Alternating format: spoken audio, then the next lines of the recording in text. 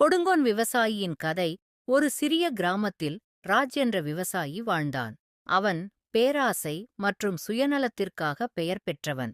ஒருநாள் அவன் தன் அண்டை வீட்டாரின் மரத்தில் நிறைய பழுத்த மாம்பழங்களைப் பார்த்து அவையெல்லாம் தனக்கு மட்டுமே வேண்டும் என்று ஆசைப்பட்டான்.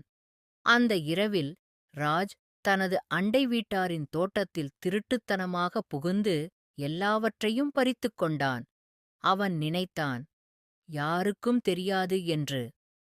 அடுத்த நாள் காலை அண்டை வீட்டார் மரத்தின் காலியான கிளைகளை கவனித்தார் மற்றும் ராஜ் செய்திருக்கலாம் என சந்தேகப்பட்டார்.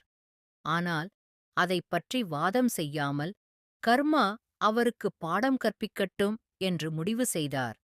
அடுத்த வாரம் ராஜ் தன் வயலில் மாம்பழ விதைகளை விதைத்தான். தன் சொந்த மாம்பழ மரத்தை வளர்க்க விரும்பினான்.